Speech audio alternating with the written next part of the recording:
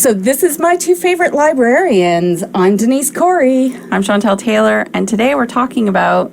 Author crushes. Okay, what define author crush? To me, an author crush is when you're just in love with everything they write, everything. So it's not a romantic crush at all. It has nothing to do with that. It is just like Michael Crummy. I've read every single thing he's written, including poetry. Ew. Yeah, I know. I'm not really a poetry reader, but he's an author crush. Do you have an author crush? I was going to say Sarah MacLean. She's one of my favorite romance writers. Somebody else introduced her to me, and she writes a column. She's on Twitter. You can tweet her, and she will actually answer you back. You can say, oh, I loved this book. What should I read next? And she will tell you.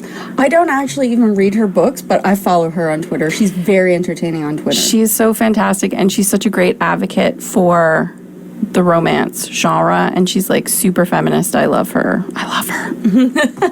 See, so you have an author crush. I do, yeah. I've also seen it referred to as writer infatuation. Oh, that's very fancy. Do you like that better? I do. I have a writer infatuation. I don't know that I guess we've just said it publicly on the radio, but that you're going to say that? You don't know that that's something you would say, like... I don't know. Yeah. I really like... Another one is Rainbow Rowell. I know I've mentioned her before. She's a favorite of both of ours. I need her to write another book, like, right now. She has some short stories. I was on Overdrive the other day, and I saw something. I was like, oh, I didn't know about this. Ooh, I'll have to go on to Overdrive. If you don't know what Overdrive is, it's free. If you have a library card, downloadable ebooks and audiobooks that you can get right from our website. It's nice. Fantastic. Also, Chris Bojalian. Oh, yes. You love him. I love Chris Bojalian. I wrote an article about him in the paper. My favorite by him so far is Close Your Eyes and Hold Hands. It's so good. He's Canadian? No, he's not. He's American. I thought he was Canadian. Yeah. I must be thinking of Michael Crummy. Michael Crummy is Canadian, yeah. Chris Bojalian, I think, lives in, like, Vermont or something. So, sort of. I even liked one of his books. I read it for your work book club. The Guest Room? Was it that No, one? it was, it was the one, I can't remember the name. It was like somebody was murdering people and they were flashing back to the war. Oh, yeah, what the was that light called? between the something or the... I can't remember. What's that called? Yeah, so we will tweet that out. You know what would be really great? If people contacted us on our social media and told us what their author crushes or writer infatuations were. I'd love to hear that. So we're on Facebook, Twitter, and Instagram, and you can find all of our different handles on the library's website, which is www.cumberlandpubliclibraries.ca. What are you reading right now? Right now, I'm reading The Fall by Guillermo del Toro and Chuck Hogan. So you probably know Guillermo del Toro is a director. He did The Shape of Water. He did Pan's Labyrinth. Oh, that was, it was So wonderful, creepy. but I can never watch it again. So this is a trilogy. The Fall is the second book in the trilogy. It's the trilogy is called The Strain, and the first book was called The Strain too. And vampires have taken over New York City.